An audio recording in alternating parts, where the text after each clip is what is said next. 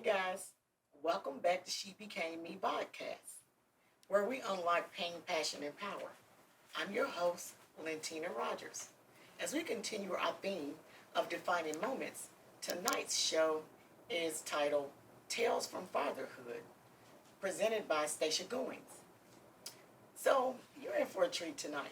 I know you normally hear perspectives from females, but you're going to get several perspectives from males tonight. So, let's get into it. Let me introduce my co host. To my right is Ranika Howe. Hey guys.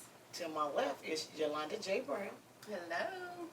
And ladies, how y'all feeling tonight? I'm feeling Wonderful. Okay. Feeling good. I feel really good. Excited about tonight's show. Yes, Yes. I am excited about where we're at. So let's talk about this restaurant because this is new. This is my first time here. Miami's Garden. Miami's Garden. So if you guys haven't been here, just come check it out. It's really nice and comfortable and quiet atmosphere. So we're gonna go ahead and get started and introduce our guest. So Miss Stacia Goings is the editing author of Tales from Fatherhood. And Yolanda, can you give our audience a little bit about Stacia? Yes. Sitting here with Hi, me. Stacia. Welcome. Welcome. We are just super excited to have you meet Stacia. She is the visionary behind Tales from Fatherhood. The title in itself, look, I have my copy already. She recognized the fathers in her life could serve as strong role models for all fathers, those new to the dad role, to those who now have the honor of being a grandfather, and every father in between. Stacia is a born Spartan, go green, and was raised in Lansing, Michigan. She holds a Bachelor of Arts and a Master of Business Administration from both Michigan State from Michigan State University. She is married to the love of her life, Ed Goins, who is one of this work's featured authors. They have two amazing children, Christopher and Alexa. Welcome, Stacia. Thank you so much. We're so happy to be here, and thank you all for your support. And well, you said it.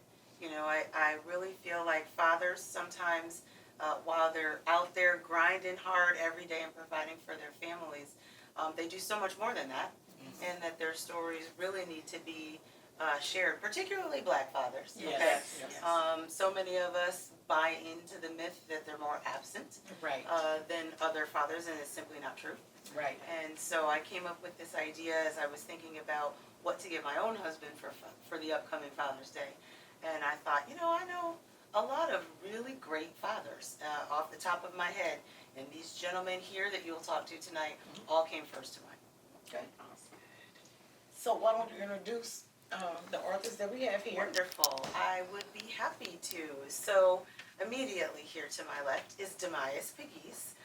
Demias and I have known each other for a really long time from our Indianapolis days. And he has three children, he'll be talking about, obviously. Mr. R.V. Anderson. R.V. and I also go back to early Indianapolis days in the 2000s, although he knows my husband, Ed, from school. Next is Mr. Quake Fletcher. Quake is a girl dad, so he's got two girls. I should have said R.V. has two boys. Quake has two girls. Also met Quake when I moved to Indianapolis in 2000. So great experience there. Next is the love of my life, Ed Gowans. Ed and I have been married almost 26 years and have two grown children, grown-ish, right?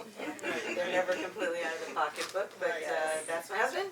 And then finally, Bryant Seaton, who also used to work with us at Lilly. We met when we moved to Indianapolis in the 2000s and worked really closely with Ed in IT. Bryant's two kids are actually behind the scenes listening to us this evening, but Bryant and Ed have known each other for a really long time. They used to actually get confused for one another at work, so people would walk down the hall and go, Bryant, I'm Ed. So welcome, guys. Thank you so much for being here, and thank you so much for being part of the project. Yes, thank you guys for giving us a little bit of time so that our viewers can get to know all about Tales of Fatherhood. So why don't we start with, we can go this way. And just kind of tell us what's your title of your book and kind of what inspired you with that title. Well, the title of my chapter. Your chapter, I'm sorry. Yeah, no, the title of my chapter is To Give Your Life. Right? Okay. It's a challenge to give your life. And it's, honestly, is born out of a personal experience I had Okay. just growing up where the women in my life, so my mom, my aunts, grandmother, and so on, it was on them to keep the family together. Yeah. And I felt like even with my friends growing up, they had a similar experience where it was sort of the responsibility of the mother or the females to keep the family together. Mm-hmm. So what my chapter is about is oftentimes as men, we think about fatherhood in a way, we'll say things like, well, I'm willing to do whatever it takes. If my kid is in this situation or that situation, I'll give my life and so on, a sacrifice. So what my chapter is about applying that same line of thinking to your relationship with the mother. And that if giving your life is the ultimate sacrifice, well, don't wait until you have to jump in front of a bullet or run into a burning building. It's kind of experience those same kind of relationships are tough, as you guys know. Yeah. Take that same approach to the relationship. Be willing to take some of those relationship bullets and some of those relationship fires, and always be the person that is committed to holding that relationship together. Yeah, that's good. Thank you. Okay. My chapter, he mentioned it in his narrative there, is entitled Whatever It Takes. And what it talks about is my personal experience as a father, raising a son who has special needs. Okay. And, by the grace of God, over the 18 years that he's been here, we have seen such, it was really a miracle, right?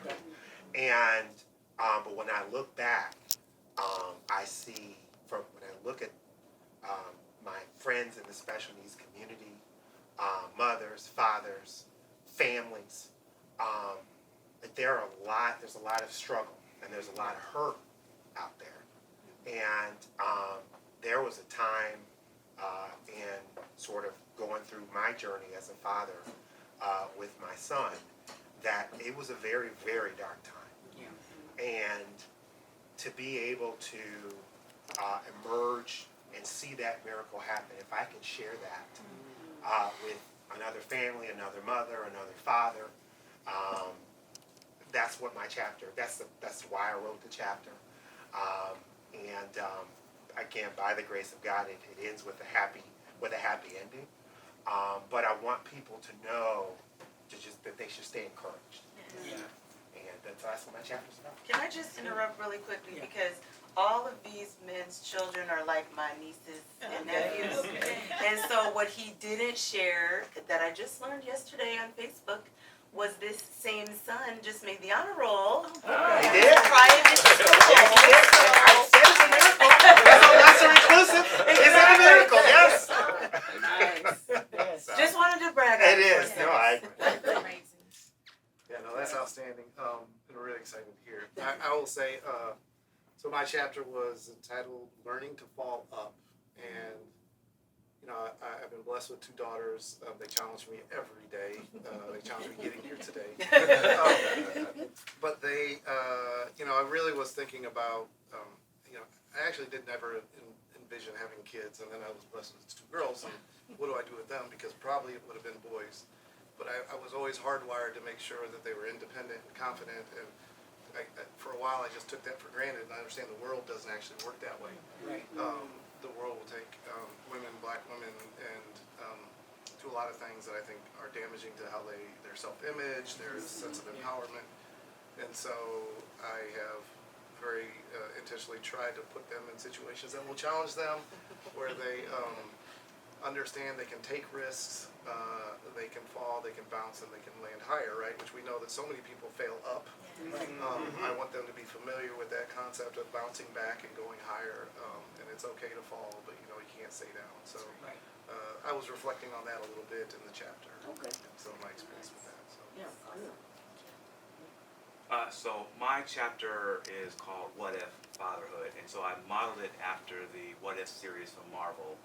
And really, I kind of hit on some key attributes of being a father. You have Captain America, which is the shield, which is protection. You have Vision, which is all about integrity and visionary. And then Doctor Strange, which, sometimes we think there's some magic behind being a parent or a father. And so I just kind of touch on those attributes. And for me, personally, I tie into the fact that I didn't grow up with my father. My mom and dad weren't married. And also tied a little bit about the blended family that happens when you have siblings from other stepmothers or whatever your father does. So I really wanted to just talk about, because I think there's a lot of experience out there and a lot of fathers who, when you don't have that traditional father in the home, how do you manage, as you think about growing into a man and then think about having a family of your own, what are the challenges and aspects of fatherhood that you need to think about and focus on. So I kind of cover that, how it worked for me, having male role models in my life and taking advantage of those. So it kind of covers the whole gamut of my chapter. Okay. That's good. My chapter is entitled Not Sorry, I'm Sorry. Okay. So it was really keyed off of an event that happened within being a father, where I realized I was really trying to push too hard, specifically with my son. I wanted him to be perfect. You know how this world is with black men. Yes. And I wanted him to not have to experience some of the things that I experienced growing up. I'm originally from Southern California, just outside of Los Angeles, at the height of gang violence, at the height of police brutality. So in my mind, it was, I have to do all the things that will make him safe.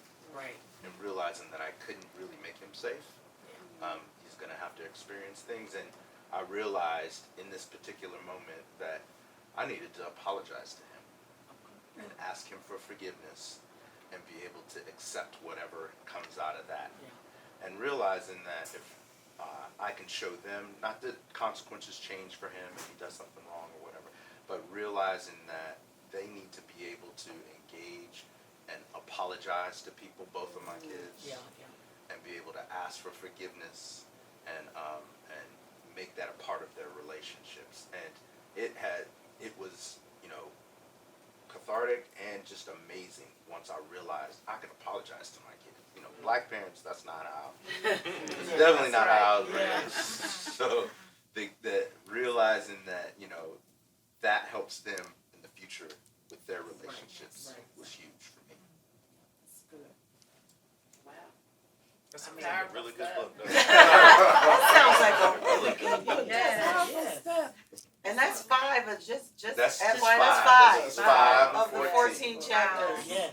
in this book. So, I mean, just hearing that sampling, you can see what amazing stories these fathers have to tell. And they're from all different sort of aspects of fatherhood. You do have fathers like my husband who didn't grow up with a father. You have fathers who grew up with their father who never left their side, was at every game, participated in absolutely everything. And you really can see how they all really founded their own philosophies around fatherhood and added their own special touches. You don't just take the exact blueprint from someone, you always add something a little special. So That's right. That's good. So let me ask this question, and any of you guys can answer. What would you say would be the common denominator that how you guys arrived to be such positive, black males in America, and coming from all different types of, child rearing, like different stages? What would you say is the common denominator that would get a black man to be in a positive light as you guys are? I might take a stab. Okay. I mean, the thing that I observed that's pretty consistent through the men that collaborated on this is like a choice that we've made to be very intentional about parenting. So there are these themes across. We're all pretty different in a lot of ways, but I think we all are considered and considerate in the way we approach fatherhood it doesn't just happen serendipitously. We don't just we don't have unreflective approaches. We acknowledge the mistakes we've made. We learn from them. I think there's a growth mindset approach to fatherhood. And again, the situations have been different, but we continue, I think, to sort of pour into sort of like, you know what, I won't make the same mistakes. I'm going to minimize those. I'm going to decenter myself and recognize that there are other people here in this equation that I need to center so that I can serve. So I think that's one of the things that I've seen, and then you're always learning, and then I'm like iron sharpens iron, right? So I'm right in the middle right now. I'm going to come out of here sharp. I couldn't agree more. I mean, just quickly, my father had a great father. I don't spend a lot of time on it in the chapter, but I had a fantastic father. But I can tell you that nothing, as great as he was, nothing that I won't say nothing, but very little that I saw from a day-to-day perspective prepared me for what I had to deal, what I dealt with as a father in terms of what I talk about in the chapter. He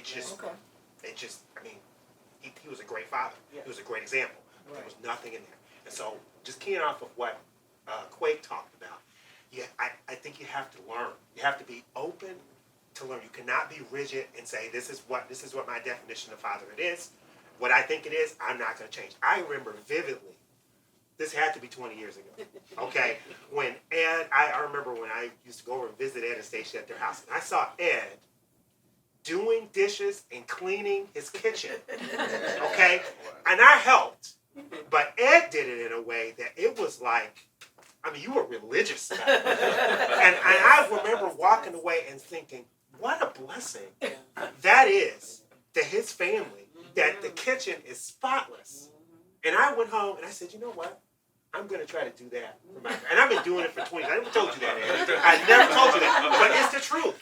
So you have to be willing to learn. I can apply that to so many things. But I think that's a key combination.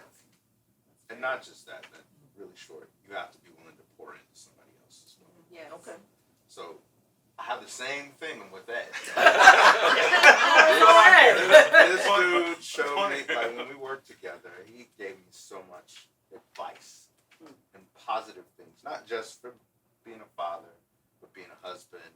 And, I always tell people, I may not be able to tell you what to do, but I can dang sure tell you what not to do. And Ed was really good on, here's things you don't do. Things that you do. But no, I think being able to pour into other people and listen and learn from them.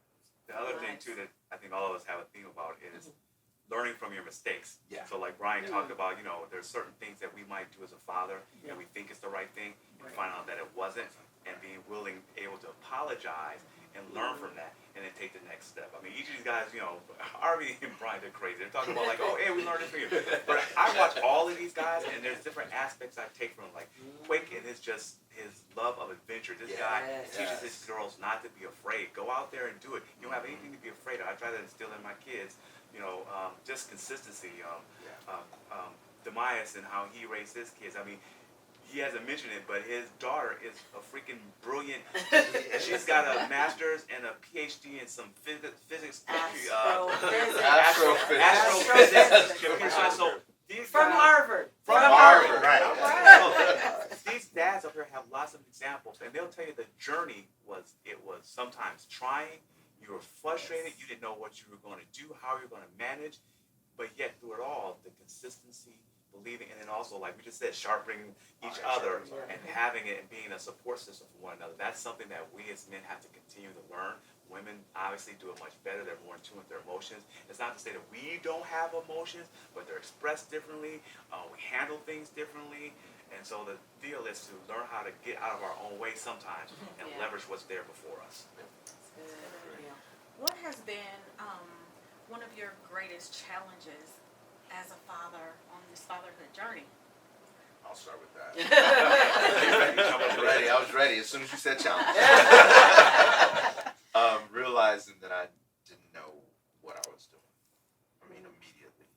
And accepting that fact and being able to change and like we were saying, some of the same things we were saying, being able to realized that I needed help, realized that I needed to change some things. I had a really tough discussion with my mom early on because I was so rough on my oldest, on my son. She was like, "You too rough, too rough." I was like, "Who are you?" you you're telling me I'm too rough? What house did I grow up in? But she was right. She was right. And just accepting that I didn't know all the things that I was doing and being okay with that and making changes along the way. So. Good. I think for me, it's a little bit of just fear of the unknown. Fatherhood has a lot of that, and I think to like what's going on in society, and especially what impacts families, husband, wives, social media, all of those things to me, it caused me angst.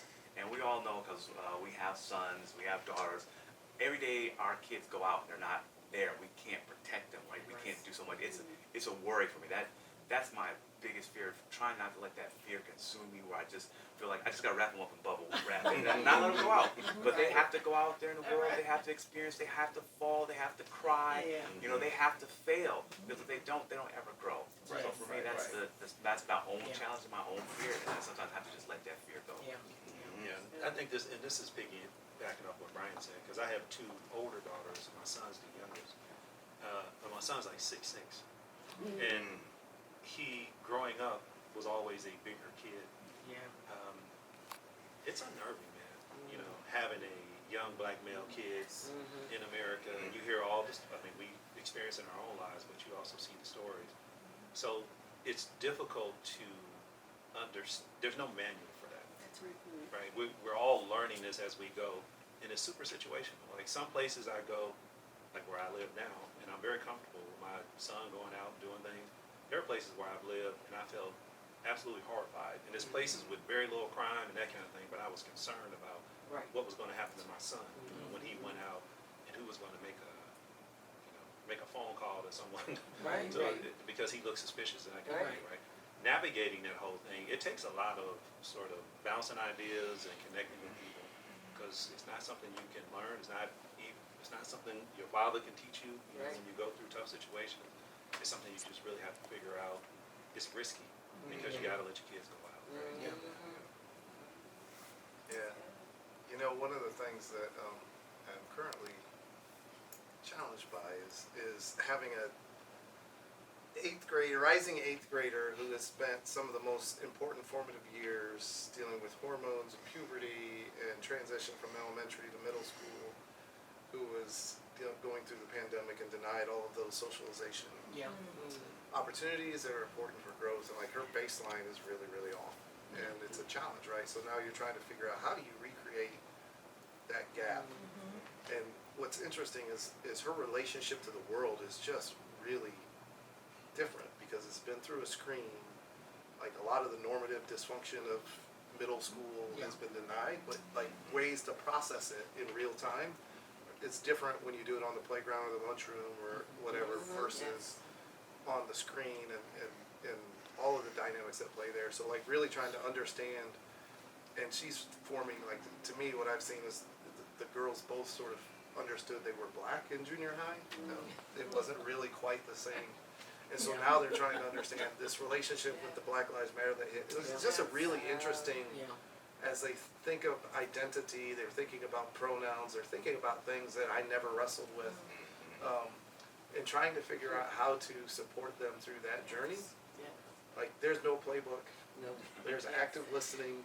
There's patience. There's making mistakes and asking for forgiveness, and trying to sort of just study on it so that you can help them go forward, right? But you don't injure your kids. Right. But yeah, that one I didn't see coming. It's definitely been a challenge. Yeah, that's one last thing I was thinking of is the idea that you made a mistake and that your kids are going to be on somebody's couch one day talking about my dad. Right? That is very scary to me, and something that I'm concerned about broadly for a long time. Okay. Alrighty. Good. Very good I mean, phenomenal answers and perspectives that you guys are sharing with us tonight. It's gonna be really good. Stacia, good job. You know, Well, putting that I together. just had to know them. I just had to know Yeah, them.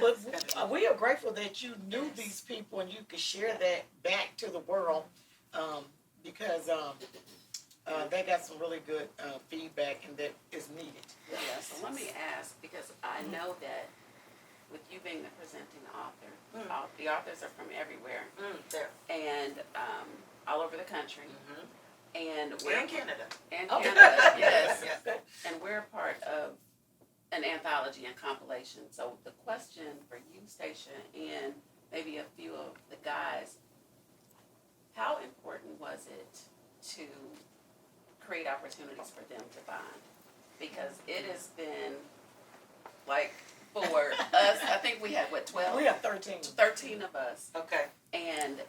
And there are others that will be watching that either they're authors, they desire to do a compilation, they desire to be a part of one, but some of the hardest, I would say, and I'm, Yeah. you know, as Tina being the presenting author for our anthology, is creating synergy, creating opportunities to bond so that when you come together in spaces like this, the message is consistent and clear and everyone buys in. Yeah. And so how did that work for you? Well, I was lucky in some aspects because, as I have said a little bit about these gents here, they have known each other for a while.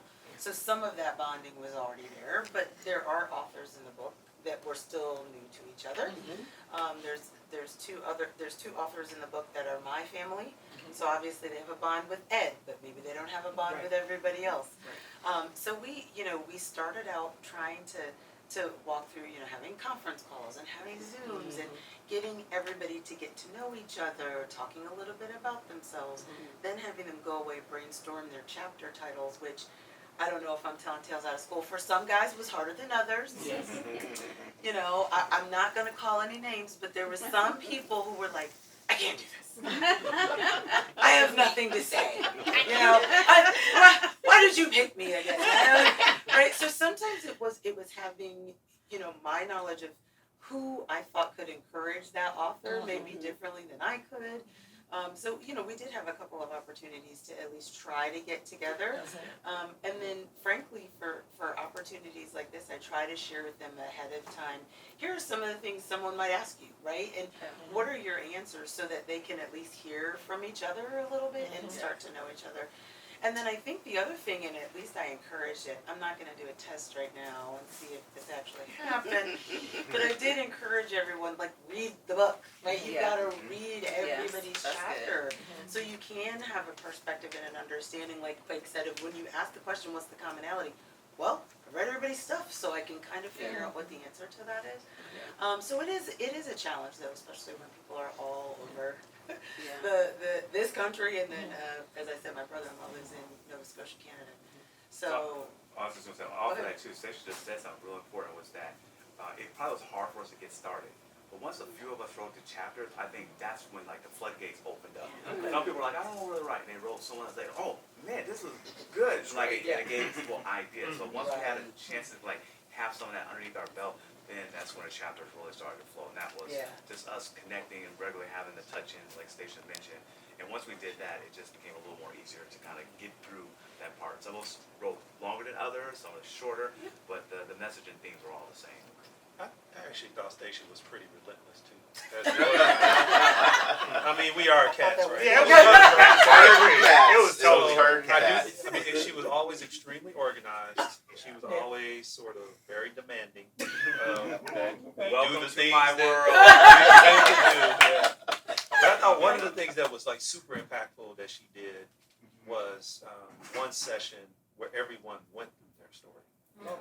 And we talked about our stories, right? And everybody, I think that was a moment that even the people that I had never met before, it became a real bonding moment for all of us. And to hear someone tell their story is always a special thing. It's always been a part of our community, part of our heritage. So when you hear somebody sharing their story, you are sharing a special moment with them. And I thought that was a big moment for all of us. Okay, so we're gonna move to a part of our show that's called She Mail. Yes. Older sister, I still struggle with trying to understand the pronouns and stuff, so Yeah. I just, struggle with it. But it was a very eye-opening process to kind of go through. And I think if I were in that position and that was one of my kids, at the end of the day, I just want to tell them I love them. Yeah. Yes. And this is your life, especially if they're Yeah. grown and they're making these decisions. Yeah. I can't live their life for them. There's Right. some things that you may never know about what your kids do. I mean, I know there's stuff I did that my parents won't even know about, and I would never tell them, and they'll go to my grave. So, Like back- buddy. Like Yeah, exactly. It's okay. I tell you, but if my kids did that, I'd want to tell them I love them, and I want them to be happy with life. And it doesn't have to mean they have to do the choices I made or what I would agree with. Right? At the end of the day, they're still my child. I can't imagine a parent who would disown their child because they made a life choice like that. It had to be hard enough for them to come forward. So I'm not going to discourage it. I may not agree with it. Right.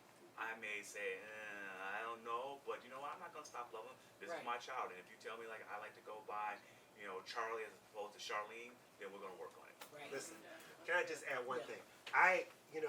It is nothing more tragic. Life is so short, Yeah. okay? And when you see family members who go any amount of time without connecting with a loved one over something like this, Right. it is, I'm 51 years old and I can tell you, it is just, it's nothing more tragic than that. A parent who did that, who acted in the opposite of what Ed just talked about, which is a great answer, would regret it. There's just Yeah. no way they would Yeah. not. Yeah. So I appreciate your answer because I think there is struggle, and that's Yes. understandable that you Yes. struggle. That's right. But you start from the position that I am this child's parent. That's right. There's going to come a time where I want to look back and have a relationship with this person, Yes. and it's just, I know we've all seen it where Right. Yeah. it's just, there's nothing more tragic. So whatever you do, don't be in that position. Yeah. Yes, That's right. Good. Thank you for those answers. I think Okay. we have time for One one more more. to be our Yep. last. Let's try to get one more. Okay. That's it. The pandemic has been hard on me and my wife. I was less patient with her and our children and unkind. I have apologized many times. Any advice on how to recover from this?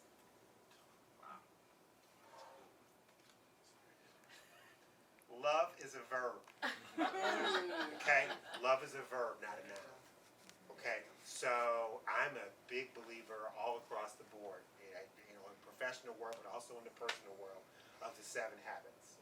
And when you have acted in that way towards your loved ones, you have withdrawn till there's like sub-zero in their emotional bank account. Right.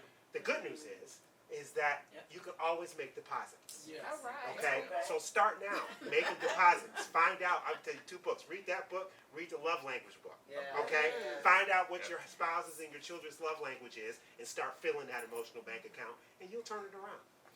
Okay. Put the mic on that I answer. know. That was a good. Look, on that note, that's a good note, and it's time for us to close out.